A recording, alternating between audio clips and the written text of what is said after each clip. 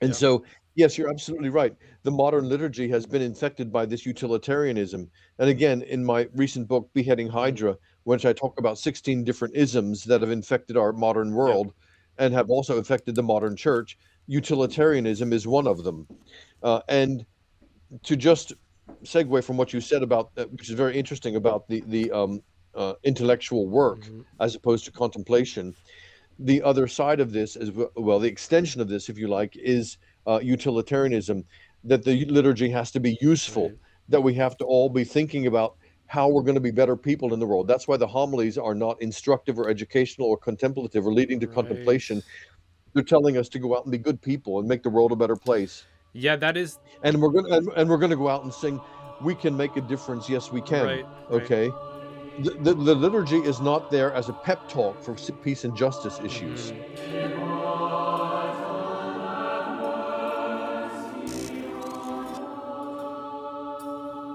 Greetings of the day. Welcome back to my channel. It is I, Brian Holdsworth, and I am very pleased and excited to offer this conversation I got to have with Father Dwight Longenecker, who is a convert to the Catholic Church. He was originally an evangelical growing up, and then he became an Anglican priest at one point, and then eventually a Catholic, and then eventually an ordained Catholic priest.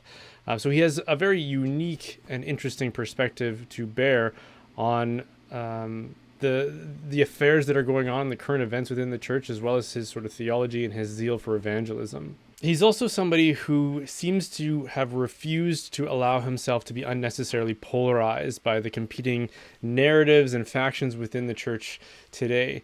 And whether you like that or not, I think that you will find this to be a very interesting and perhaps challenging conversation where we discuss the differences between the traditional Latin Mass, the new order of the Mass, cultural renewal within the church, and whether or not the two can be compared, and whether or not one is better than the other, and if the Novus Ordo can be redeemed and can be used effectively as an authentic expression of the tradition of the church. So thanks for watching. I hope you enjoyed this conversation. And a quick thank you to the sponsor for this week's video, which is the Saint Maker. We all want to become saints. The truth is, many of us spend our lives running from distraction to distraction, and even for dedicated Catholics, our quest for sainthood often takes a backseat. The Saint Maker is the first high-performance planner for the spiritual life made by faithful Catholics for faithful Catholics. Combining the practices of Catholic tradition throughout time with the science of personal productivity, the Saint Maker will help you grow in virtue and structure your spiritual life while getting organized and achieving ambitious goals. And that can actually help you become a saint. Saint Maker is a beautiful, easy to carry, and well-crafted companion to your Missal, Bible, and Rosary. It's published 4 times a year, each season including daily planning pages, feast days, and devotions for both forms of the liturgical calendar, goal-setting pages, confessional journals, and a lot more. There are lots of great and influential Catholics using the Saint Maker, like Scott Williams, CEO of Sock Religious, best-selling author Sam Guzman, YouTubers like Dina Barco and Amber Schneider, and priests like Father Dean Marshall and Father Corey Sticka. So give it a try, and if you decide that it's not for you, you can send it back for a full refund within 90 days. Visit thesaintmaker.com to shop the planners. Quantities are limited, so head over to thesaintmaker.com to order yours and to start your Saint Maker journey today.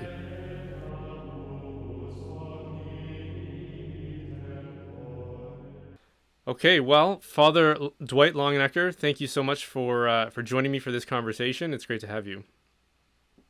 Thank you. Thanks for the invitation. You're welcome. So I think it's incumbent upon us to address a bit of an elephant in the room before we get started with our topic, which is, why do some priests go by Father first name and some priests go by Father last name? And how do we as the laity know which etiquette to observe when we're meeting a priest for the first time? Well, there's no rules about these things. We need the rules, But though. in my experience, the sort of more traditional or more formal or perhaps more reserved men will prefer to go by their last name. Um, Sometimes I'm sorry to say that those men are sometimes the ones who are more Mm, pompous and think they need to be, they don't like the sure. informality. Um, my view is, people ask me that, and I say, well, what are you comfortable with? I'm happy with Father Dwight or Father Longenecker. Okay. So So we don't have to be too You can call concerned about it then. Okay, no. very good. Tell me a bit about your own experience in this, and maybe this is actually where I should have started. But what has been your experience, and how did you even become a Catholic priest and acquire some of these sensibilities about liturgy?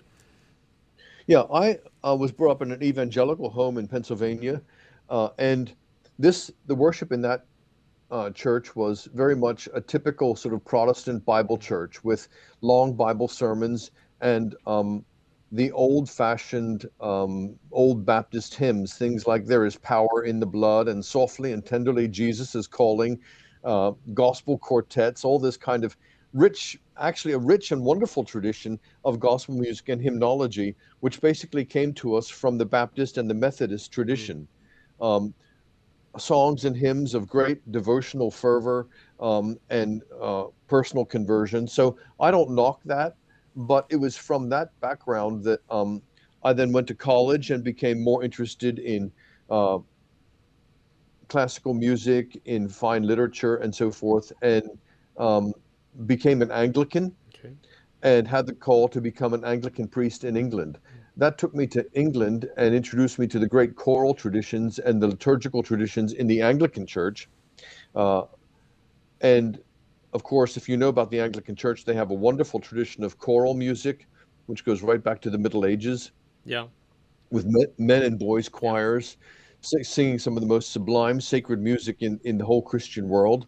And when that is combined with the Anglo-Catholic worship, which is looks very Catholic and feels very Catholic in all of its outward appearances, then this introduced me to, shall we say, what we called in the Anglican Church a high church Right. tradition, which was basically a traditional celebration of the Eucharist with fine music, both fine sacred choral music, but also traditional, beautifully written and composed Mm, hymns within the liturgy. And you will find this, if anyone's interested, in the churches of the Anglican Ordinariate. right. Okay. There's a response within both the older form of the liturgy and the new form of the liturgy in which we say that it is right and just what we are doing. So when we talk about justice, how does justice fit into worship? Is there something that we owe to God? Is there something that's due to God as part of what we're doing on Sundays? No, I think that word, "it is right and just," is to say, we are saying, this is where we should be. This is what we were created for. This is justice. This is rightness. This is goodness. We are now in a right relationship and a just relationship with God. That's why we're here. Okay. That's Okay. What about concepts like right worship? Is that just sort of like an old concept that's now outmoded and outdated, or does that still fit within the paradigms that we're trying to operate within today? Well, it should. If that is the goal of liturgy, is for us to um, become subsumed in a right relationship with God, which is leading to, excuse me, to the unity with God, which God calls us Mm, to. Then, if that's the role of liturgy, then we can therefore ask ourselves, how do we do that? okay. And unfortunately,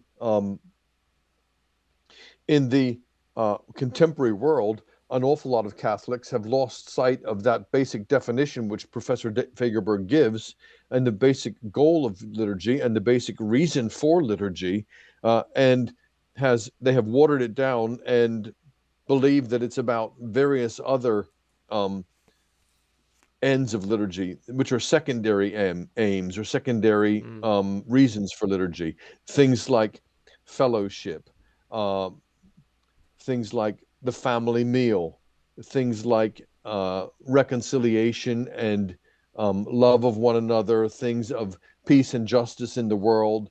All these other secondary aims of the church and secondary aims of liturgy have been elevated to be the primary aims of liturgy, and that affects how they actually worship. okay. So if that is a legitimate concept, then this notion of right worship, does that then negate um, this idea that all forms of worship are equally valid as long as it's sincere and it comes from the heart?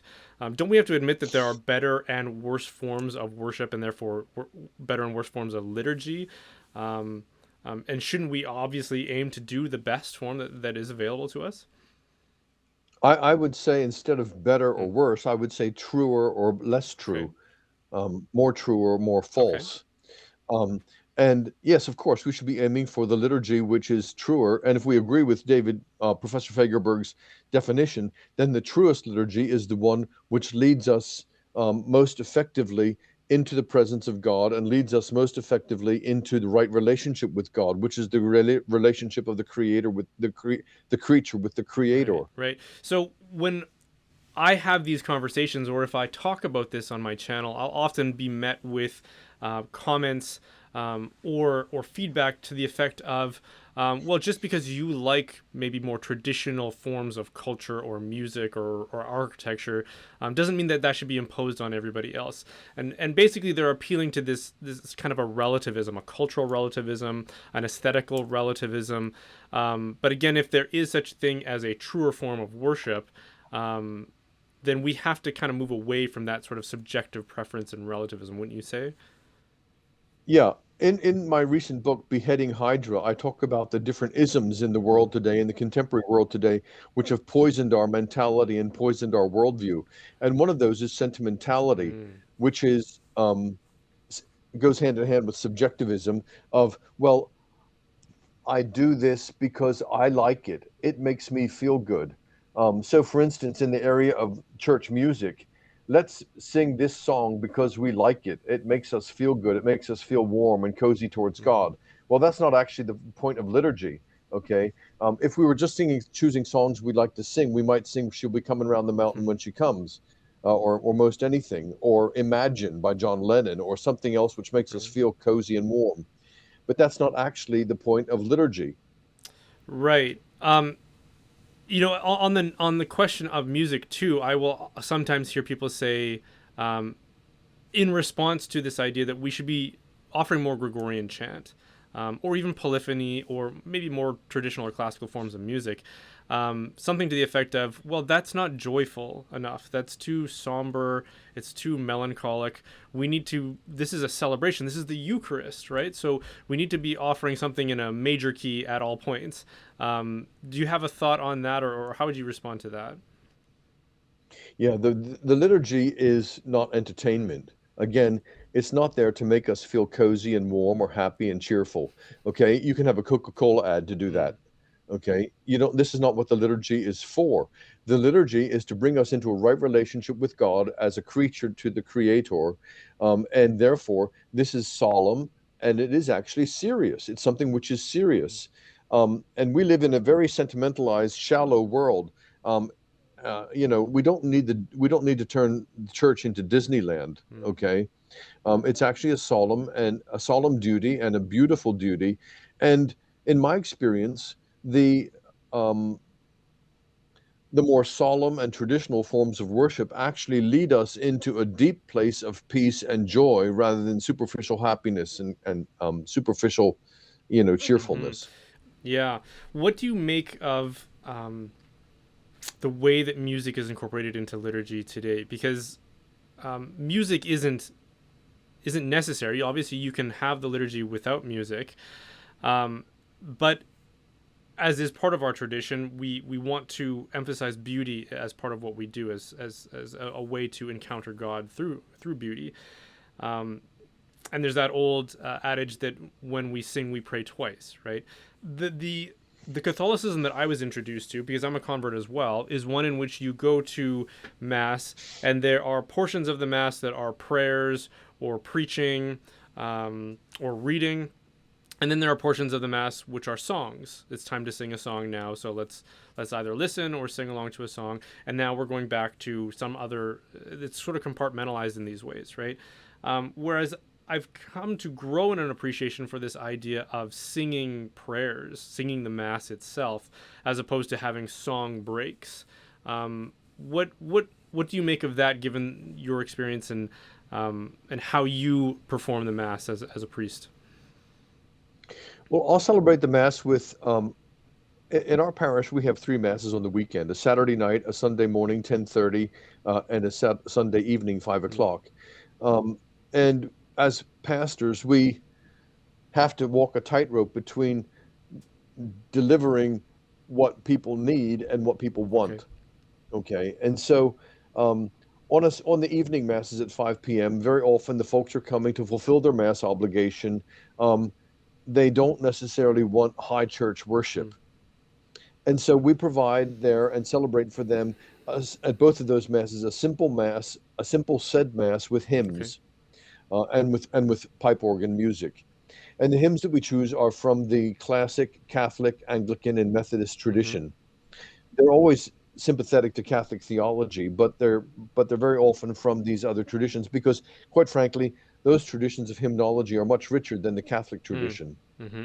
In the vernacular, perhaps, would you say? Or, yeah. Yes, yeah, yeah, and those hymns are much richer theologically, Mm. poetically. Very often, the Anglican ones are actually translations into English from hymns that were written in the fourth and fifth century from Yeah. from the ancient church. So we use those hymns. Um, at 10:30, we have a choir along with the pipe organ, and they will be using Gregorian chant and sacred polyphony, and the congregation will sing parts of the mass along with the Okay. priest. So you will chant the mass yourself when you can. Yeah. Okay. Yes. I want to get back to this a little bit, but I don't want to derail the conversation too much. But there is this idea that anybody who's familiar with the traditional Latin Mass or the Tridentine Mass will be quite familiar with, which is that there can be a low Mass and a high Mass, or a sung Mass and a said Mass. Most um, contemporary or modern Catholics who are only familiar with the new order of the Mass won't probably have much of an appreciation of that. So I'm interested to find out, is that a concept that you've retained in the way that you celebrate the new Mass? In my book, Letters on Liturgy, which is a book that came out a couple of years Mm. ago, I actually make a case for the Novus Ordo Mass, the new Mass, being celebrated uh, in a traditional manner. It was Benedict the 16th, Pope Benedict the 16th's vision that with the, as he called the ordinary and the extraordinary Mm. forms, that both should inform each Mm. other, and especially that the extraordinary form, the traditional Latin Mass, should inform the celebration of the Novus Mm. Ordo. So, with that in mind, we celebrate Mass ad Orientem. It's the Novus Ordo Mass, but we celebrate it ad Orientem. We incorporate Latin in as we sing the Sanctus and as we sing the Agnus Dei. Um, we incorporate a Latin Marian hymn at the end of the Mass in honor of Our Mm. Lady. So, and the antiphons and so forth in the Mass are sung in Gregorian chant or sacred polyphony, and then integrated into that in the processional, in an offertory, and also at communion and after communion, there will be some hymns which complement the readings of the day and also complement the that section of the Okay. mass. So it's not just, as you say, taking a break to sing a Right. song. Right. The hymns are actually integrated into the Mm. liturgy to provide devotional moments and to be able to accent and to be able to complement the Yeah. Yeah. liturgy. That's great. This idea of the two forms informing each other, is that novel to Benedict? Because it seems to me that that should have been at the forefront of what would have happened in the composition of, or the development or the creation of the new form of the Mass from the very beginning. It should have been informed by the old form, but a lot of people get this sense that there's a rupture there. Um, Yeah, I disagree okay. with them. I think there is an actual Mm. continuity, especially when we use the first Eucharistic prayer. I think there is a perceived rupture, especially for those who've seen so many of the abuses in the Novus Hmm. Ordo. Um, it's not my opinion.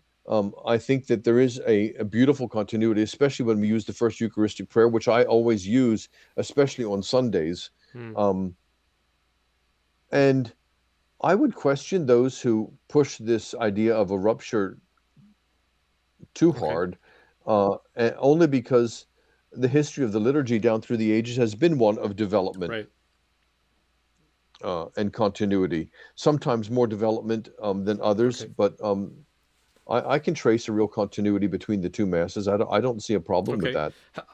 Help me out with that a bit, because I'm not somebody who wants to push this notion of a rupture by any stretch. I want to be a person of goodwill as I consider these kinds of things, but my own experience struggles with that.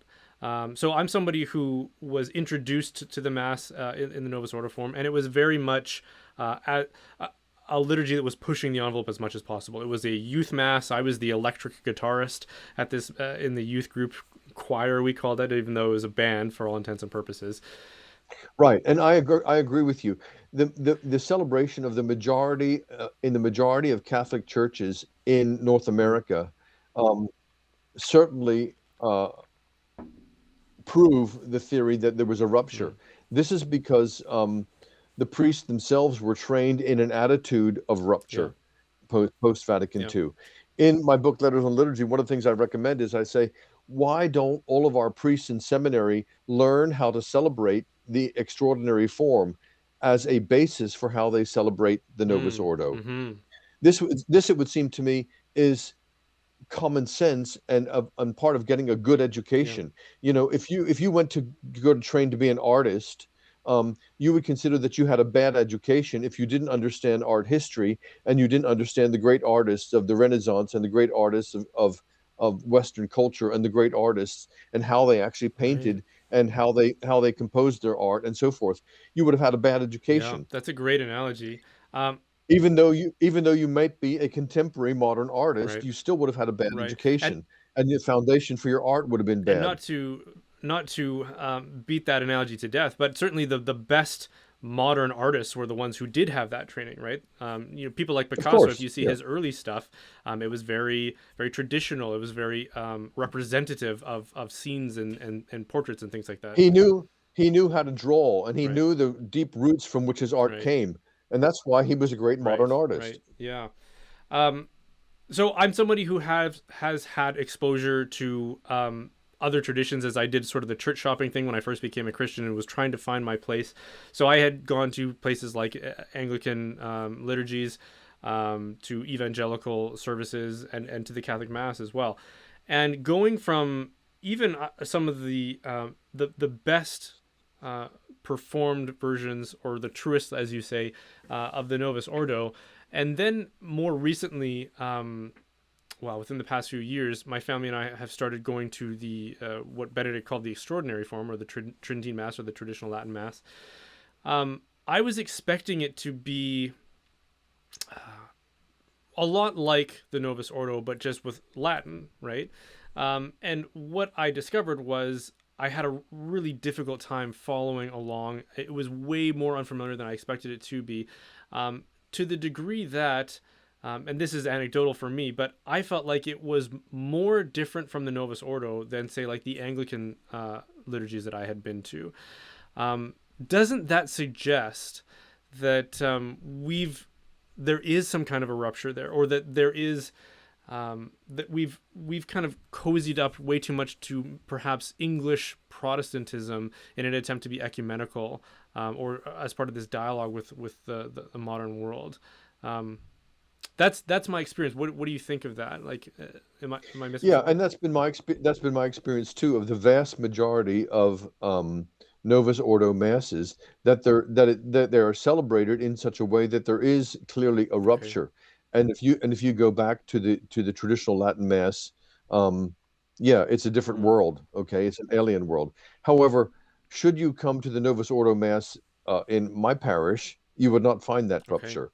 So you would find that there is a real connection and a continuity between the two. So you would say that the Novus Ordo obviously can be done in such a way where that rupture starts to dissolve away and becomes more sort of a seamless continuity.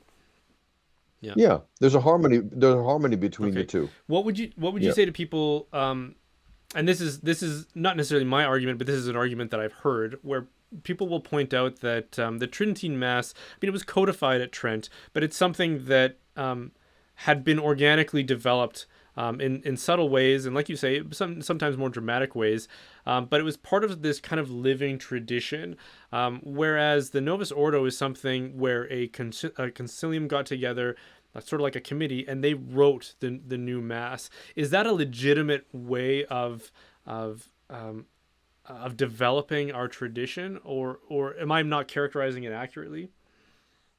I think that's uh, put together by those who were virulently opposed to the Novus Ordo Mass.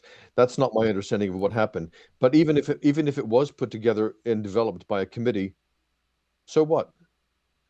Those who dislike the Novus Ordo Mass sometimes say, well, it was developed by Right. Bugnini, Cardinal Yeah. Bugnini. He's the one who did it. So was it a single bad guy or was it a group of bad guys? Yeah. You know, I think people should make up their mind. In fact, um, I don't have any problem with a committee developing the liturgy, and that's if we're Catholics, then we accept that God works through the Catholic Church, and He might work through individuals, and He might work through committees, and He might work through synods, and He might work through councils in all these different ways. Don't you think though that something as vital as the liturgy, sort of the universal Latin liturgy, should be something that should be developed in a more ecumenical way, or a way that draws more from the universality of the church and the census of the faith? Well, that's what they tried to Mm. do. And they were blamed for doing that when people say, oh, there were Protestants involved. Right.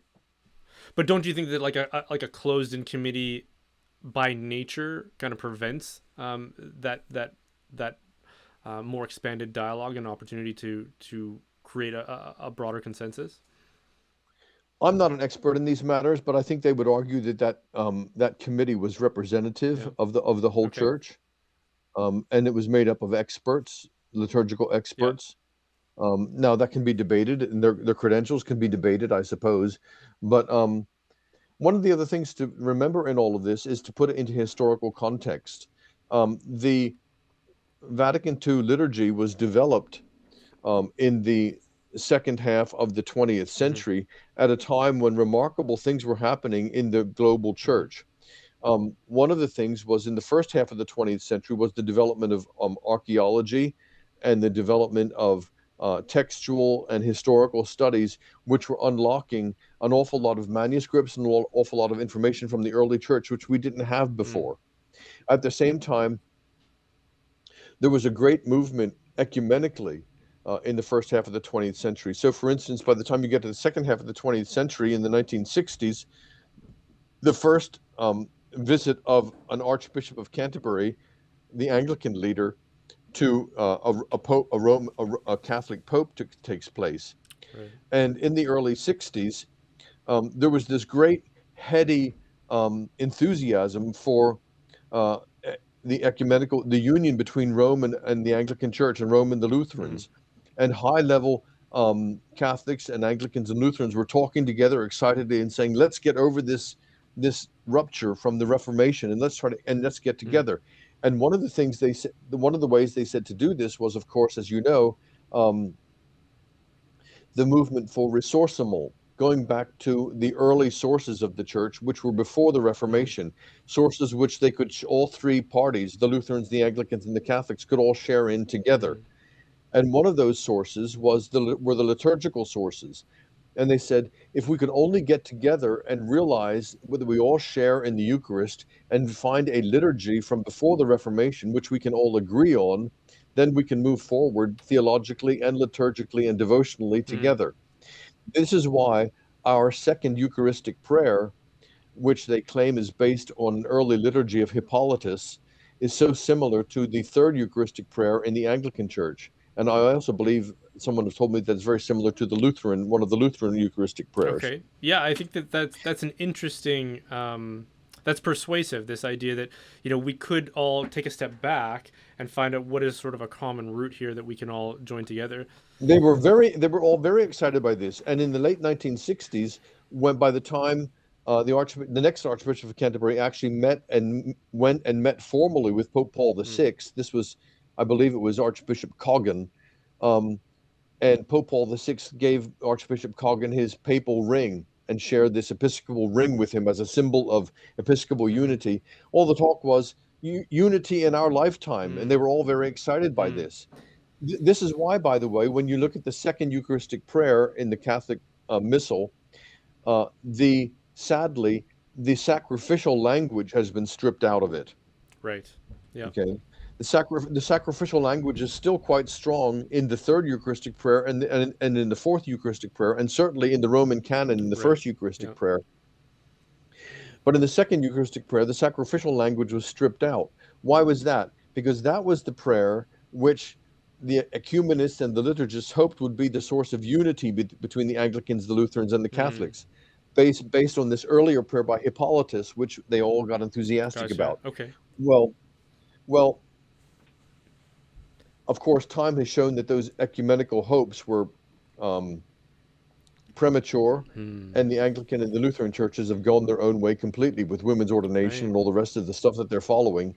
So it's a bit of a dead letter now. But back when it was all drafted, they were all very enthusiastic about that. Yeah, that was going to be my next question. So, given I can appreciate the goodwill behind that and the potential for ecumenism and even unity from that, which I think we all need to be working towards, obviously. But given that it didn't really work out, what do we do with it now? Should we ourselves take a step back and rediscover our own developed tradition, the tradition that developed after the schism and after the Reformation, that was more authentically Catholic? Well, yes. I mean, I'm a convert and I'm a Catholic because I believe in that the ancient, tradition of the Catholic Yeah. Church. Um, I do this in my own ministry by trying the best I can to uh, celebrate a liturgy which is consistent and in continuity with those earlier traditions and with the traditions of antiquity and also the traditions up through the Council of Yeah. Trent. So, but I believe that's possible with the Novus Okay. Ordo, celebrated properly and celebrated in the right way. And of course, the Church tells us that that's possible Yeah. too. And it saddens me when I attend other Catholic churches and the priest is celebrating the second Eucharistic prayer, and I have to admit the um, the feeling that I get, and it's just a personal feeling, is that he's doing it because that's the quickest. Right. That does seem to be the most Um, commonly used prayer in my neck of the woods. I don't know if that's consistent across the board. Do you know? I would say from my own experience that it probably Mm, is. So Father's rushing through the second Eucharistic prayer because it's the easiest, it's the shortest, it's the right. quickest. I love, for instance, the fourth Eucharistic prayer, which is a new Mm, composition, which is actually beautiful. It's deeply scriptural. It's deeply moving. It's still loaded up with plenty of Catholic sacrificial language. It's not been watered down. And I will use the fourth Eucharistic prayer very often on a Sunday evening, especially during ordinary time. Although I celebrate the first Eucharistic prayer, the Roman canon, every Sunday at the High Mass. okay. I've been asked by a few priests along the way if I can do a video about resources about how the Novus Ordo can be done well. And I'm not a liturgist myself. I'm certainly not an expert on it. But it sounds like you're somebody who has moved in that direction and who's probably drawn from a lot of different resources. I've heard from some priests who will grab inspiration from, say, the Ordinariate or from the Extraordinary Form and kind of piece something together. Is that a good way to try and get the Novus Ordo to work in continuity, or is there a better way that has worked well for you? I have to just take a moment to lament what I perceive to be a terrible training in a lot Mm, of our seminaries for our yeah. priests. I mean, I come from the Anglican tradition and from the evangelical Anglican tradition. So I had to pick up liturgy kind of along the Right. way because the evangelical Anglican tradition is very low church and very Mm-hmm. Protestant. But it wasn't too hard to do by observing good practice. And it would seem to me that, I mean, I spoke to one of the priests who was trained in a Catholic priest who was trained in I guess, the 1980s. Mm-hmm. He said our liturgy classes consisted of an older priest gathering us in his apartment around a coffee table with some pottery vessels, and he put a stole on and began to say, "Let's do Eucharist." He says, "By the time you guys are ordained priests, this is what the Eucharist will consist of: celebrating house masses with a few old ladies." Wow.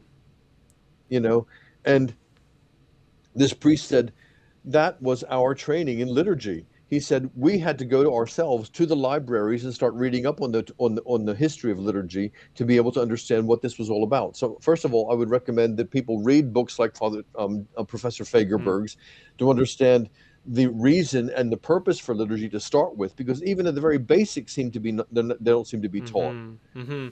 What other resources? So you mentioned that you think it'd be a good idea for seminarians and younger newly ordained priests to learn the extraordinary form. That does seem to be something that might be legislated against, if not already. Just to learn the ordinary Yeah. form as a basis for learning how to celebrate the ordinary Yeah. form. And like I said, I use the analogy of art education. You can use this for any education. You know, if you're going to be a dentist, you would have to go and study basic human physiology, Right. Right. okay, and the physiology of the human jaw and the human head, Mm-hmm. and what a tooth is. Right. You know, Right. Yeah. so sorry, I get a bit passionate about this, but you know, if they were trained on how to celebrate the ordinary extraordinary form beautifully, then they would celebrate the ordinary form beautifully. Can one just learn the ordinary form? Is there a training regimen that you've seen in seminaries or in dioceses or even orders for that matter that does seem to show that broader appreciation? I don't know of a place that does No. this. Okay. I celebrate the Novus Ordo reverently and informed by the extraordinary Mm. form, and some of the outward signs and some of the outward things are not that difficult to understand and to Mm. implement. Things like, first of all, um, well, I would say one of the things that really helps us is, first of all, employing a good musician and an Yeah. organist. Like as an actual Um, employee of the church, you're saying.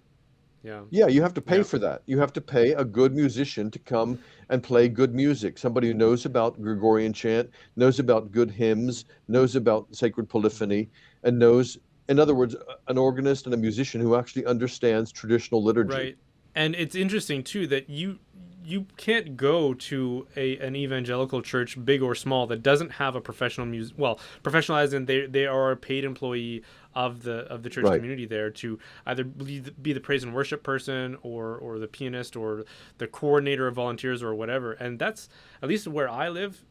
Pretty much only the cathedral I can think of has a paid expert, either choir director or organist or something like that. Right. So, It seems to me that if we care about liturgy, that should be a fairly universal fixture in any parish. of course, of course. One of the other things is the altar Mm. servers.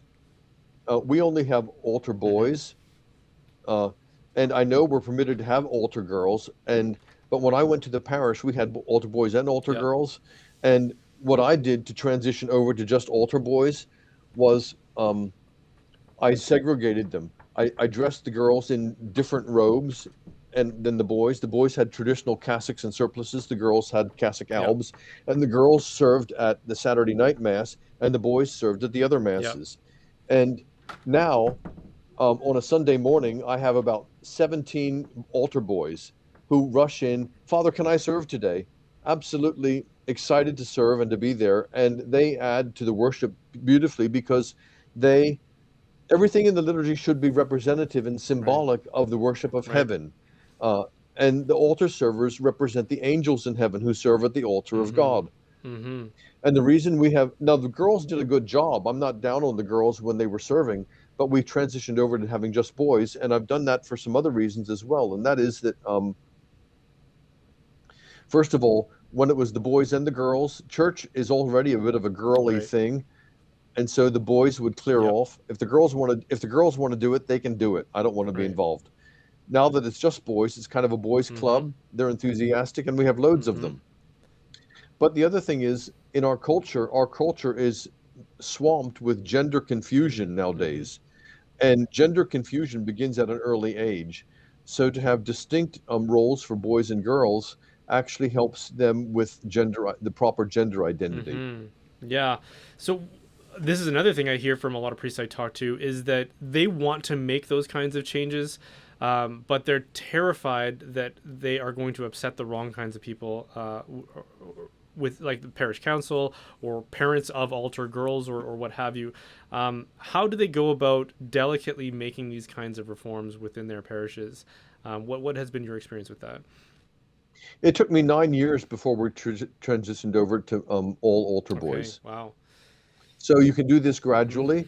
And eventually, I simply said to the girls, I said, "You're doing a great job, but we have a wonderful girls' choir. I think it's going to be more appropriate for you to sing in the girls' Mm. choir." And so they actually were, a lot of them actually joined the girls' choir. And I stopped training altar girls. I just trained new boys as they came Yeah, along. in my archdiocese, most priests don't have 9 years. I mean, that would be a very long placement. So when they only have up to 6 or 7 years, is it realistic to try to implement these kinds of changes? Would you say? That's the problem with having short Yeah. terms. Those terms were put in place when Catholic worship was pretty much uniform. Now, you're absolutely right. A guy could be there for 5 years and make wonderful changes, and the next guy comes along and reverses Right. all of them. Right. Which is that was the experience that drove us to find refuge in the Trinity Mass. Actually, was we had a new priest come in and he just started wrecking things, stripping things out of the sanctuary, doing liturgy in a very clumsy way, and we knew that he would probably be there for the duration of our older kids' adolescence. And I just thought, this is pretty scandalous to watch. So we did go find that refuge.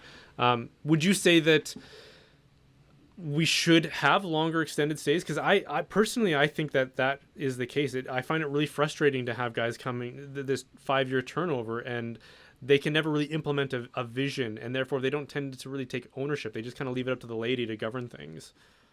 When I went to our parish, and people and your viewers or listeners might like to look at our parish website, Our Lady of the Rosary Mm. Greenville, and tour the beautiful new church we Yep. built.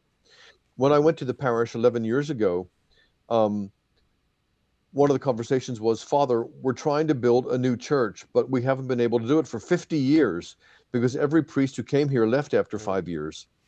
And no priest wants to engage in a big fundraising campaign and a big building campaign if the day after the new church is He gets dedicated, he's moved. going to be moved to somewhere Right. else. Yeah. So you think that what would be a good placement term? Would you say like 10 years or even indefinite? What would Well, yeah, what we have in this diocese, which we're grateful for, is once the man is appointed as pastor, it's considered that he has tenure, and he Okay. can't be moved. And Interesting. the bishop can still Sure. move him, but it's much more difficult for him to be And that's moved. through your whole diocese operates that way.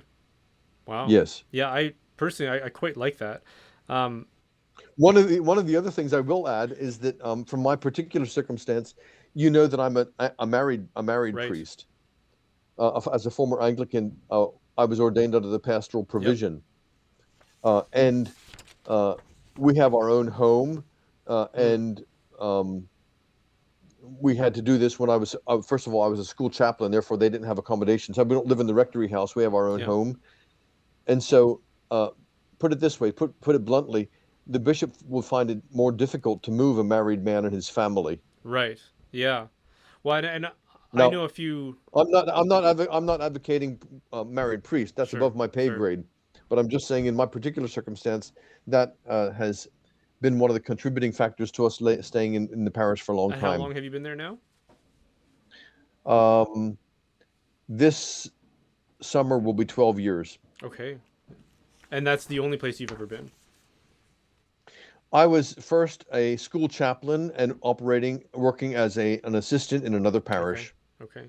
But this is the only parish that Yeah. I've served at as pastor. Okay.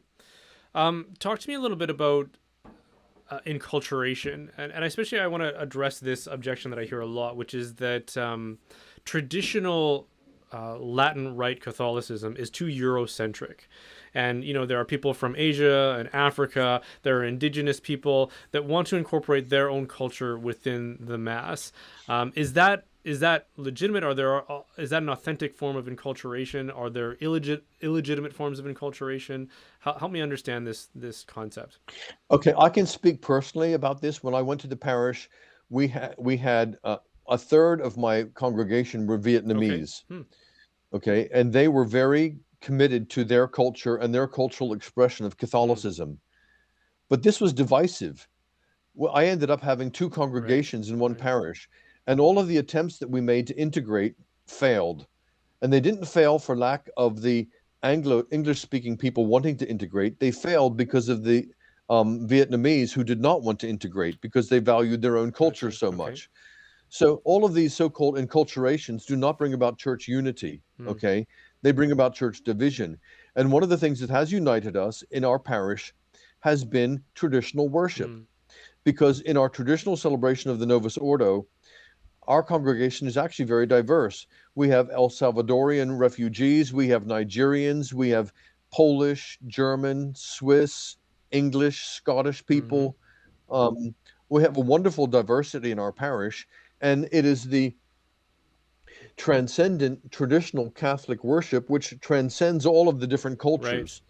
Um, and so I can remember we once hosted a mass for the Native American Okay. Catholics, um, and they came into our church, and we welcomed them. I didn't mind doing this, but they came in with their bongo, with their sort of drums and their sort of dancing and their native dress and so Mm-hmm. forth. And it was interesting, but it was not No. unifying. No, absolutely.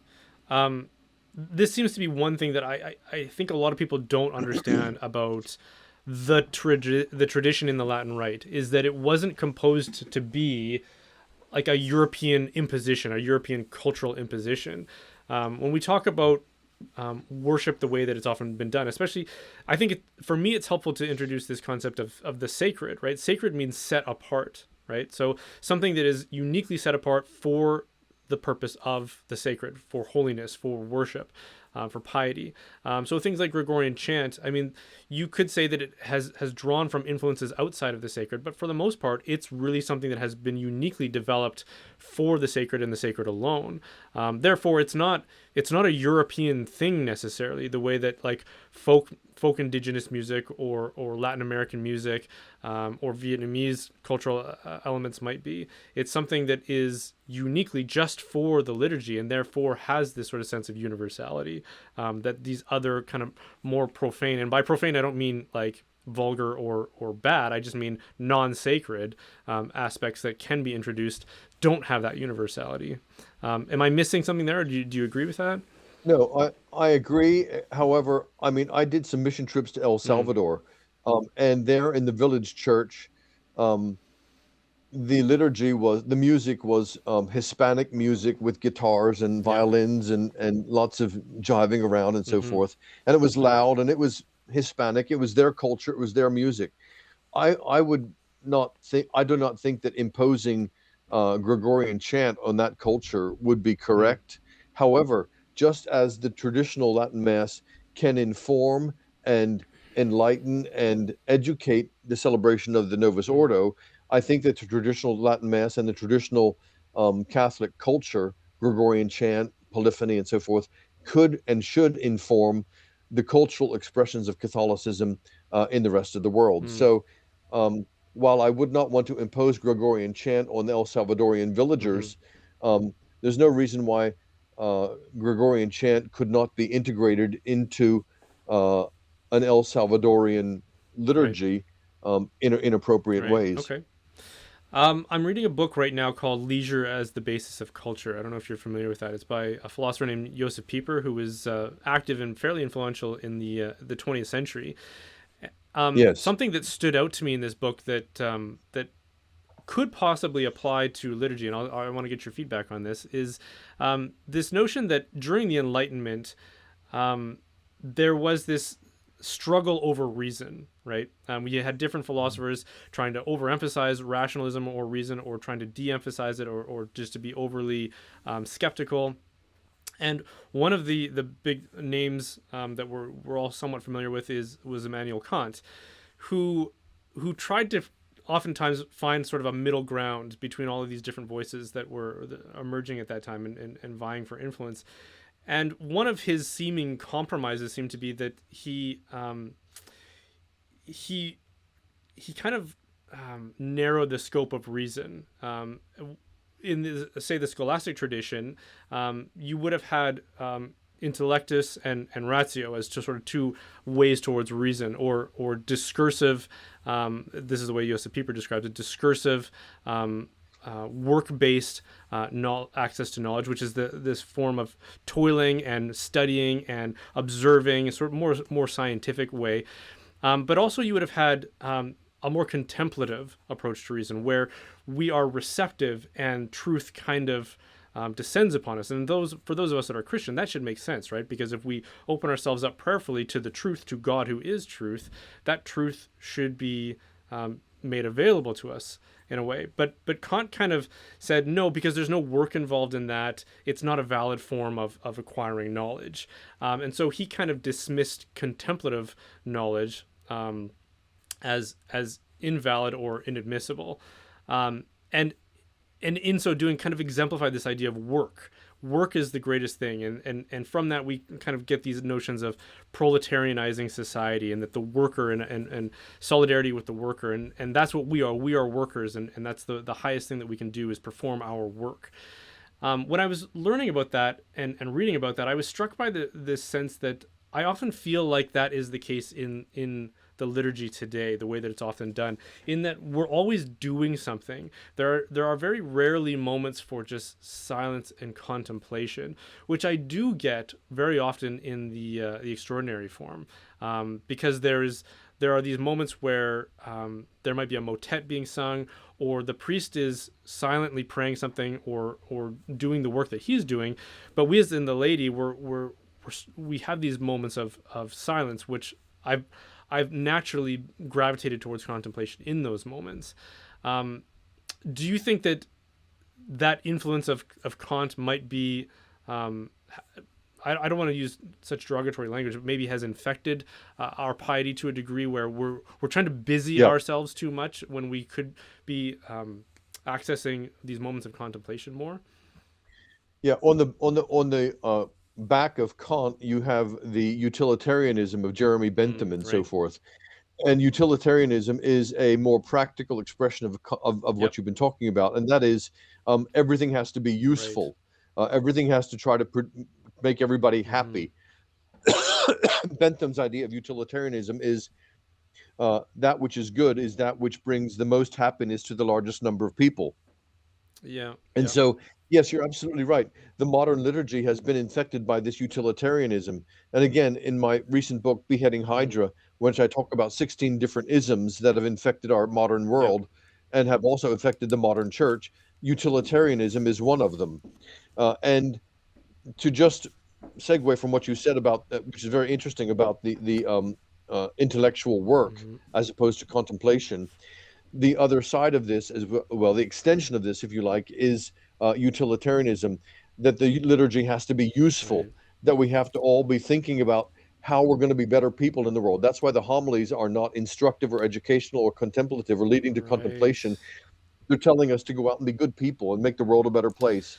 Yeah, that is And we're going to go out and sing, we can make a difference. Yes, we can. right. Right. Okay. The liturgy is not there as a pep talk for peace and justice issues. Mm-hmm. Okay. That is a distinction that I have noticed between going to the extraordinary form and the ordinary form, is that it's not just liturgy, it's not just aesthetics, it's not just music. It's often even reflected in the preaching, where the preaching I get at the extraordinary form is very catechetical. It's historical, it's teachings from the saints, it's theological. Whereas, as you say, at the ordinary form, it's often kind of like a TED talk with some allusions to God within it.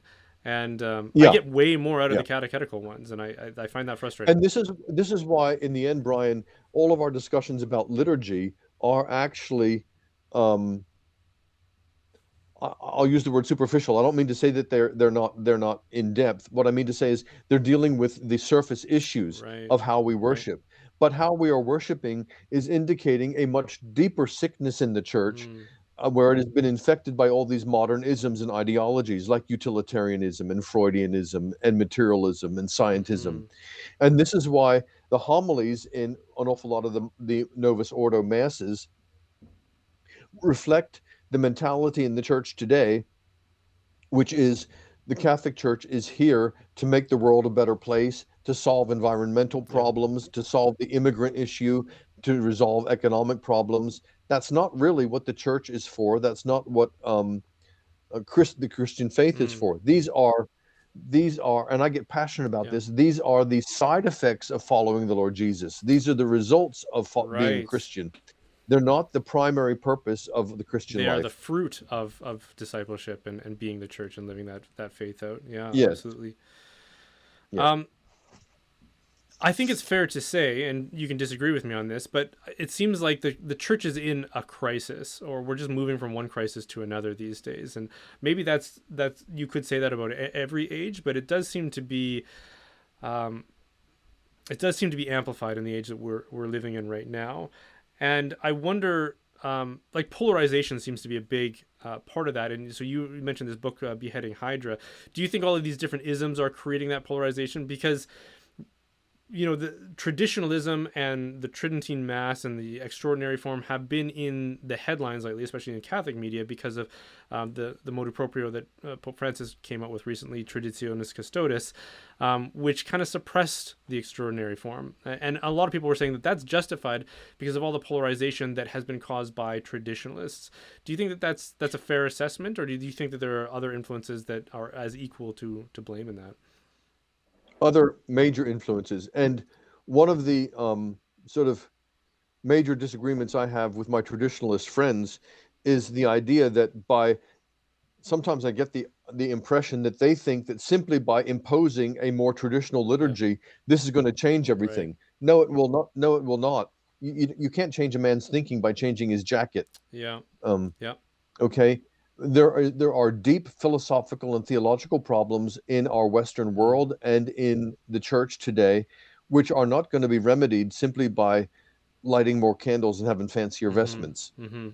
Yeah, see, I see this as being very much a cultural renewal that needs to take place, and I'm very much taken by Christopher Dawson and some of his writing, where he says that culture is the embodiment of creed, right? So this idea that creed and sort of the expression of that creed, in our case we could say liturgy would be a sort of an expression of our creed, need to kind of inform each other and renew each other and live in sort of a dynamism, and that could be a sort of a path to renewal within the Catholic Church. The question for me is how do we get there? Well, I think we get there first of all by examining again what, in terms of liturgy, what is liturgy for? What does it do? Why are we doing this at all? And the present Novus Ordo understanding of the liturgy as it's practiced in the majority of places indicates a huge and a tragic misunderstanding of this question from bishops and cardinals right down through to parish clergy and the people. In other words, my experience as a convert is an awful lot of Catholics don't know what the heck they're doing. Right. They don't know why they're doing liturgy. Well, we've always done it this way. But why are you doing it? What does it mean? What is it supposed to accomplish? What is it supposed to do for you and for the world? They don't know. That's why books like Professor Fagerberg's are really important. Okay. So for those who tend to wield influence within their parishes, whether they be on like a liturgical committee or something like that, if you're somebody who's part of a parish, or maybe you're a new pastor in a parish, do you think getting those groups together and maybe doing a study on a book like that, or Spirit of the Liturgy by Pope Benedict, or even Sacrosanctum Concilium, which is the Second Vatican Council document on the liturgy, do you think that that's a good approach? Like maybe doing these studies? Or Father Longenecker's book, Letters on Liturgy? Yeah, exactly. Yeah. Yeah, that'd be terrific. If you just take one example, for instance, let's ask the question, what are vestments for? Why does the priest wear the vestment? Would most priests even be able to give you an intelligent answer of what a vestment is for and why they're wearing it? I hope so, but I'm not convinced. Seeing the vestments they wear and they buy, I would say probably not. Yep.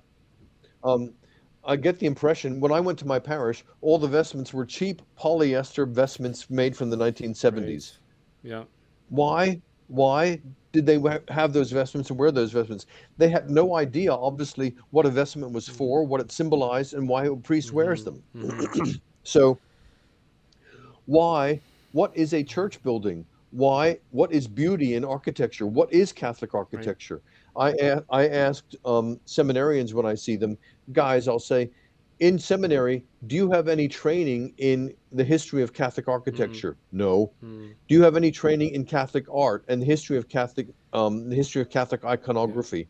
Oh, we had a woman come in once to give us a talk about art, but she was a modern artist. Oh, okay. So here are guys who are being very badly trained in what they're supposed to be doing with their professional lives, with Right. their vocational Right. lives. What is it? What is a Catholic? Sorry for going No, on here, no. but what is a Catholic Church? Right. You know, can you actually answer that? No, they can't. That's why they build these flying saucer type Right. churches that look like a cross between a McDonald's and a parking Right. Yeah. garage. So does that need to happen in seminaries, or do you think that the solution is that priests and seminarians need to devote themselves to personal study of these concepts? In seminary, of course. So the men can then go out and lead their parish councils and lead their parishes and eventually, hopefully, lead their Mm, diocese in what is actually right. Catholic. Right. Okay. Any closing remarks on that, or is that a good enough exclamation? Would you say? That's a good enough exclamation. But I would say, as a closing remark, people should not give up hope. Mm, The Catholic Church has always been in a state of crisis. That's part of what it means to be a Catholic. Um, and if you're a convert and you became a Catholic because you thought it was all going to be right. wonderful, um, a friend of mine in England wrote a book for converts which was called "Come On In, It's Awful." Yes. Yeah. Yeah, I think we do And need to be sober minded about that even we as we do, evangelize, I would say. and a reminder that the church and the liturgy is there to, as I said at the very beginning, to draw us into the unity and the perfection of God Mm. Himself, a mystical union. That's what it's for, and therefore we keep our eyes fixed firmly on the Lord Jesus Christ, the author and finisher of our faith, and on His Blessed Mother. Amen. Okay, so Father Dwight Longenecker, thank you so much for sitting down with me for this conversation. Author of Letters on Liturgy, Beheading Hydra, and several other Yes. volumes if you want to check it out. And how can people keep up with what you're up to these days? The best thing is just to come over and have a look at my website, which is dwightlongenecker.com. They can browse my books. They can be in touch. They can see my regular blogging. They can also tap into some of the podcasts and the video material that I have Okay, there. very good. Well, thank you again, Father Longenecker. It's been a real pleasure. Good. Thanks for the Absolutely. invitation. God bless you. Thanks for watching. The reason I can continue making content like this is because of the generous support of my viewers. If you feel called to support this work, then consider joining the Reinforcements, which is my online community. There are multiple tiers, including free access for those who can't help financially but still want to join. You can join up at www.brianholdsworth.ca. Certain levels will also get a free gift basket from Glory and Shine, who is a family-owned Catholic bath and body products company whose beard balm I'm wearing right now. It's like aromatherapy for your face. Even if you don't join, they make amazing products, so check them out at gloryandshine.com.